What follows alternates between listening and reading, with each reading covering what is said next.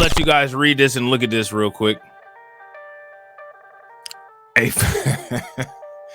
A Fountain woman whose 4-year-old died of fentanyl ingestion is sentenced to prison.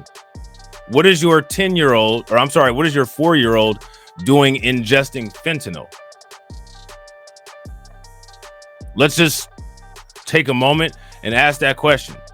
Let's also take a moment and figure out why we're not hearing about this stuff elsewhere.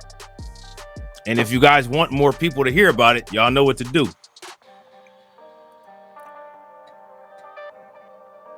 A Fountain woman who allowed her 4-year-old to die of ingesting fentanyl was sentenced to 27 years in prison on Monday after pleading guilty to child abuse causing death, our court records show. Emma Staton's daughter, Ace Lynn Staton, contrast, fatally overdosed on fentanyl kept in Staton's bathroom in July of 2022, prosecutors alleged. Now look at this. It's going down, and it's almost time for me to go. It's going down, and it's almost time for me to go.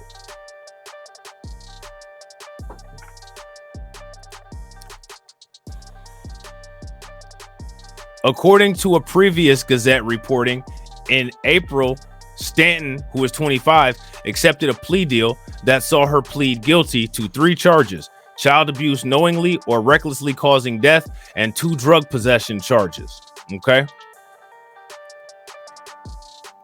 I had the fentanyl pills in my possession or in the vicinity of where my child was, and that was wrong, Staton said at her plea hearing in April. At the March plea hearing, Staton opted to leave her sentence option open to the court rather than accepting the 30 to 40-year range proposed by the prosecution.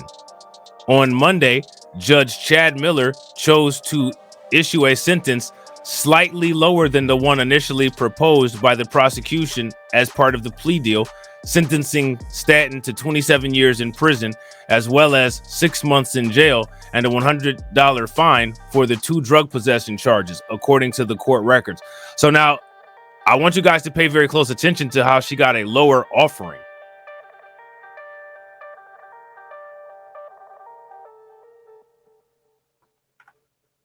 That's my question. Shout out to Bronze God. What's good with it, bro?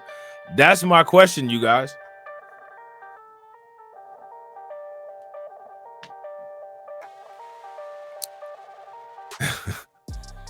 Now, I'm about to ask y'all the dumbest question in the world. My question is, don't the national news agencies have access to probably more of the same or similar information to what I have access to? Don't they? They got access to more than this, right? So my question is, how come people are not hearing about this stuff? Stanton's case was bound over for trial by Miller at a preliminary hearing in October after the prosecution presented testimony showing that there was sufficient evidence to continue pursuing charges against Staton.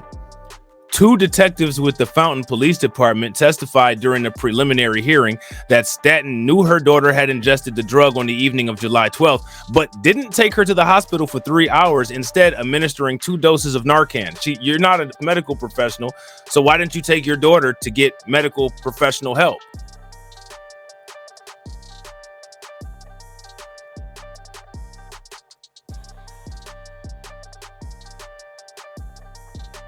See, that's the question. You're not a medical professional. Why didn't you take your daughter to go get professional medical help? Medical professional help.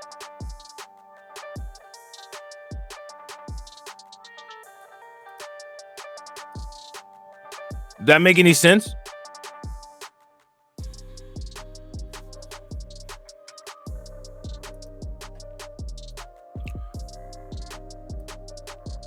Staton called 911 before quickly hanging up, according to one of the detectives. Deputies from the El Paso County Sheriff's Office arrived at her home 20 minutes later to investigate the call, and Staton told them that everything was okay.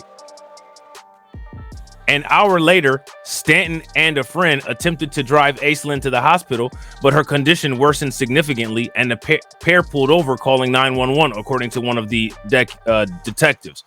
Aislinn was pronounced dead at a gas station in Fountain after life-saving measures were attempted by police at the scene.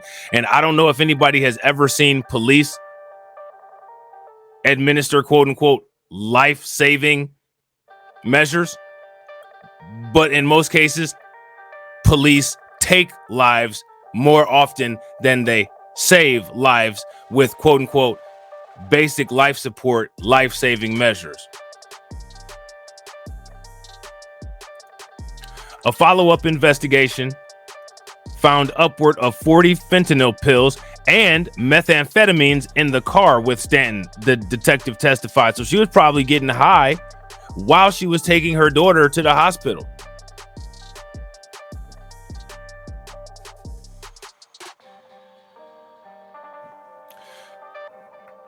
She was probably getting high while she was taking her daughter to the hospital. Staton is the third El Paso County individual to be sentenced to prison for child abuse, causing death charges stemming from their child overdosing on fentanyl. Shout out to the family values. These are the Vivek Ramaswamy people. Ramaswamy family values. Fentanyl fruit snacks. You know what I'm saying? Fentanyl fruit snacks. Previous Gazette reporting details that Joanny Manuel Asio Ottenwalder, who was 36, and Kira Lee Davison, who was 29, were found guilty in March of causing the death of their 15-month-old son, Cairo Astasio, via fentanyl overdose. At the couple's subsequent hearing in May, Davison was issued a 24-year prison sentence and Ottenwalder a 28-year prison sentence, both for being found guilty of child abuse, knowingly or recklessly causing death. And now, mind you, again, these are the deaths of these people's own families.